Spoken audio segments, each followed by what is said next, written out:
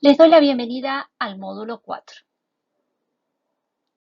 En este módulo abordaremos los siguientes contenidos: la fuerza mayor y falta o disminución de trabajo, la quiebra, concurso o muerte del empleador, la incapacidad, la jubilación y muerte del trabajador, la renuncia, el abandono de trabajo y la extinción por voluntad de ambas partes del contrato de trabajo.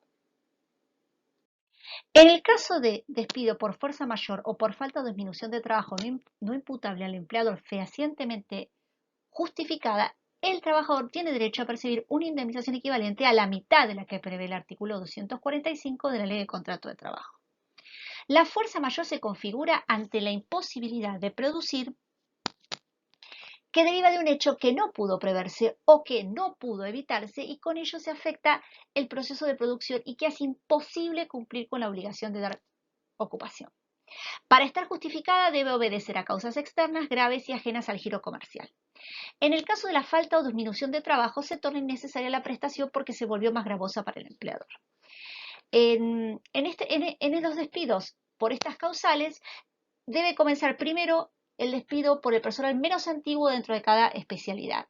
Respecto del personal que ingresó en un mismo semestre, deberá comenzarse por el que tuviera menos cargas de familia, aunque con ello se altere el orden de antigüedad.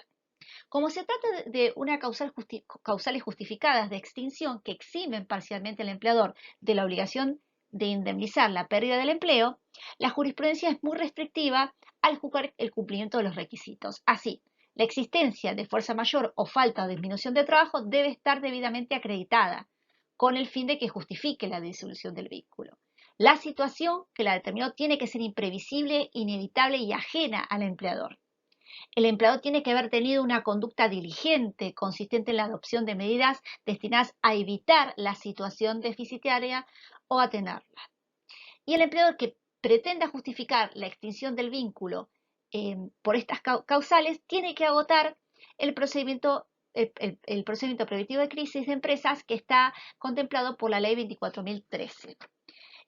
Finalmente también resulta aplicable el artículo 243 de la Ley de Contrato de Trabajo, que exige que se comunique por escrito con expresión suficientemente clara de los motivos.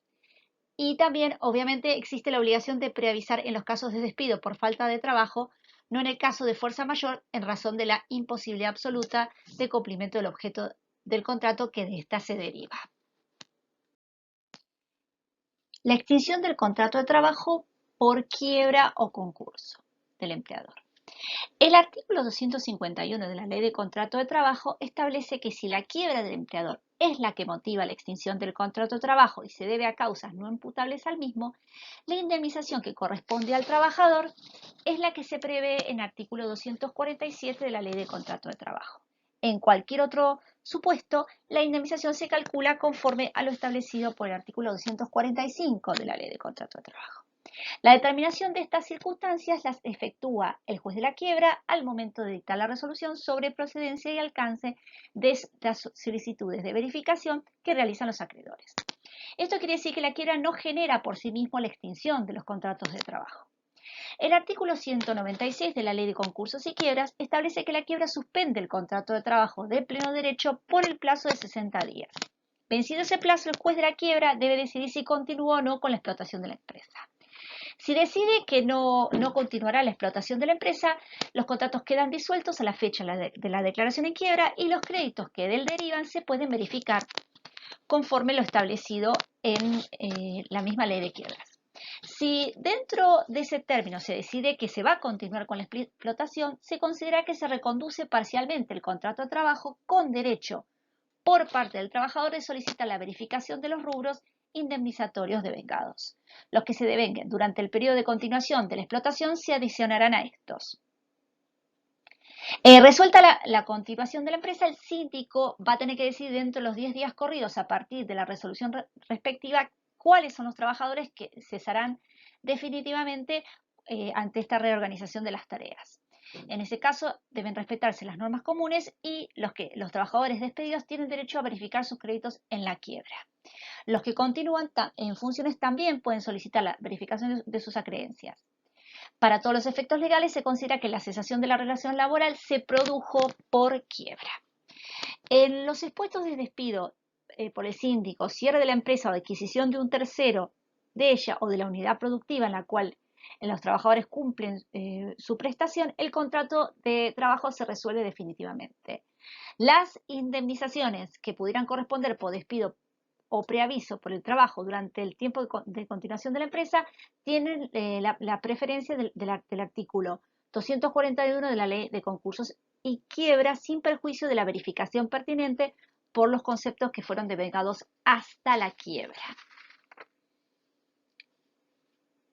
Recordamos entonces que según lo que establece el artículo 251 de la Ley de Contrato de Trabajo, si la quiebra motiva la extinción del contrato de trabajo y que aquella se debe a causas no imputables, la indemnización a la empresa, la indemnización que corresponde será la del 247. En cualquier otro supuesto, la indemnización se calcula conforme el artículo 245 de la Ley de Contrato de Trabajo. La muerte del empleador. En principio, la muerte del empleador no extingue el contrato de trabajo porque puede continuar con sus causavientes. Cuando el empleador fuera esencial por sus condiciones personales o legales, o en los casos en que la actividad profesional u otras circunstancias fueron la causa determinante de la relación laboral y sin las cuales ésta no podría proseguir, el contrato se extingue y el trabajador percibe la indemnización del artículo 247 de la Ley del Contrato de Trabajo, es decir, una indemnización equivalente a la mitad de la prevista por el artículo 245 de la Ley de Contrato de Trabajo. Este sería el caso, por ejemplo, cuando la actividad requiere de una habilitación o licencia de una autoridad competente y ésta se pierde al fallecer el titular y los herederos no pueden continuar con el desarrollo de la actividad. La incapacidad del trabajador. Durante el plazo de licencia con goce de haberes o durante el plazo de reserva, por haber concluido este, pueden plantearse tres situaciones. El trabajador se encuentra en condiciones de regresar a su trabajo sin incapacidad. El trabajador puede regresar con una disminución definitiva parcial de su capacidad y el empleador debe otorgarle tareas adecuadas. O, el último supuesto, el trabajador ya no puede regresar por padecer una incapacidad absoluta para laborar. Si el empleador no puede otorgarle tareas porque el trabajador no puede ejecutarlas por causas que no le son imputables, es decir, porque no tiene tareas livianas o acordes a la capacidad, el contrato se disuelve y va a tener que abonarle una indemnización que es la mitad de la prevista por el artículo 245 de la Ley de Contrato de Trabajo.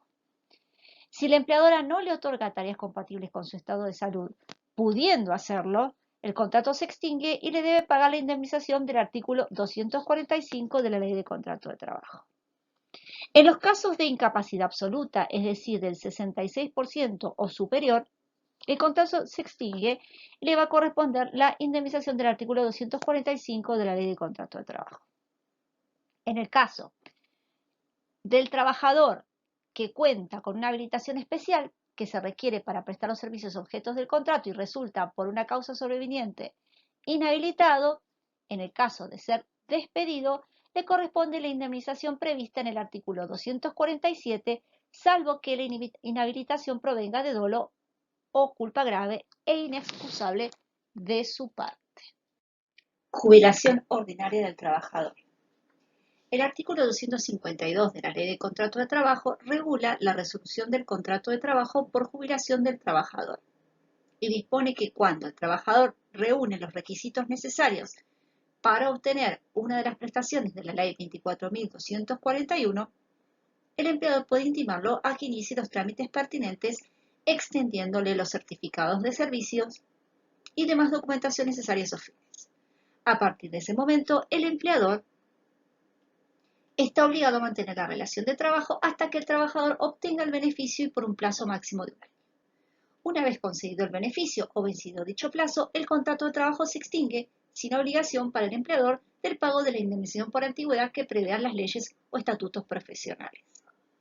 La intimación a jubilarse implica la notificación del preaviso, cuyo plazo se considerará comprendido dentro del término durante el cual el empleador deberá mantener la relación de trabajo. Para tener derecho a la prestación básica universal, el hombre debe haber cumplido 65 años de edad y las mujeres 60. En ambos casos se debe contar con 30 años de servicios con aportes computables. Esto puede variar según la actividad y las características de la actividad realizada.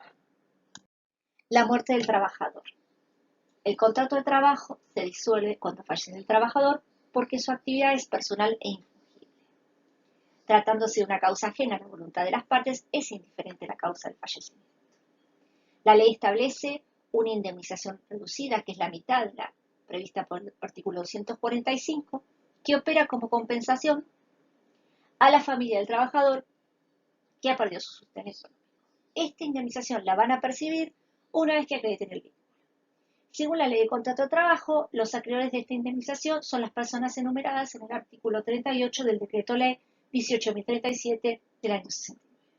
Cabe señalar que este decreto fue derogado por el artículo 168 de la Ley 24.241, entonces la norma que reemplaza sería el artículo 53 de la Ley 24.241. ¿Cuáles serían los beneficiarios conforme a este artículo? La viuda, el viudo, la conviviente o el conviviente.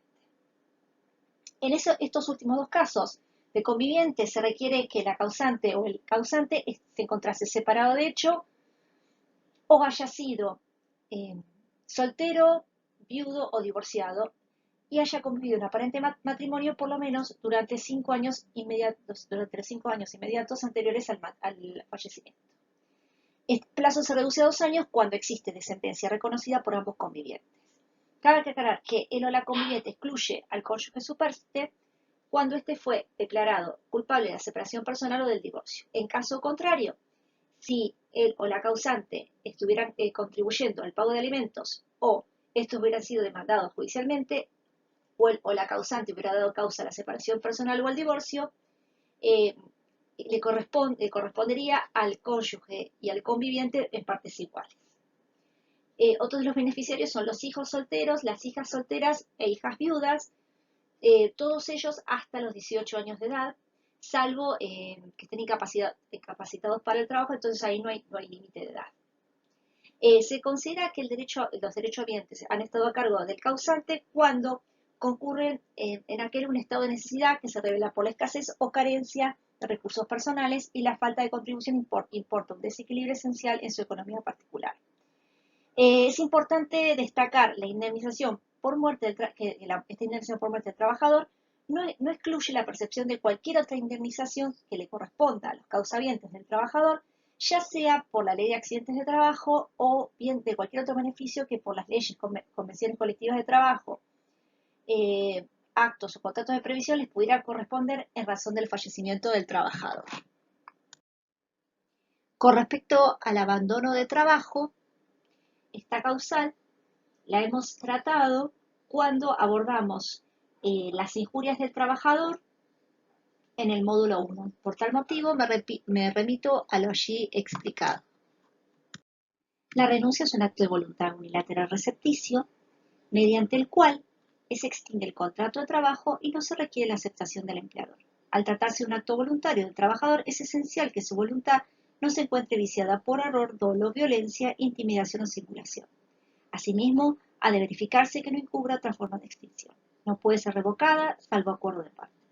Al tratarse de un acto formal, debe efectuarse a través de un despacho telegráfico, colacionado, cursado en forma personal por parte del trabajador al empleador. Si se formaliza ante la autoridad administrativa del trabajo, ésta debe dar aviso inmediato al empleador. El trabajador no tiene derecho a indemnizaciones en caso de renuncia, solo percibe vacaciones y sueldo complementario proporcionales.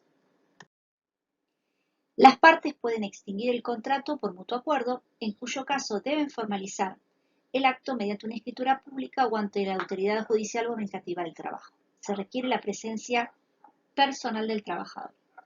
Esta forma de extinción no genera obligaciones indemnizatorias. No obstante, en la práctica se ha recurrido a este tipo de acuerdos para pactar compensaciones económicas considerando la antigüedad y salario del trabajador o un porcentaje importante del mismo que se realizan ante la autoridad administrativa de trabajo como una suerte de conciliación. La norma también considera que la relación laboral ha quedado extinguida por voluntad concurrente de las partes si ello resulta del comportamiento concluyente y recíproco de las mismas que traduzca inequívocamente el abandono de la relación laboral. Los invito a ver la película Yo, Daniel Blake, que se encuentra disponible en Netflix. En esta ocasión les propongo analizar la situación que enfrenta el protagonista de la película al no poder regresar a su puesto de trabajo por cuestiones de salud.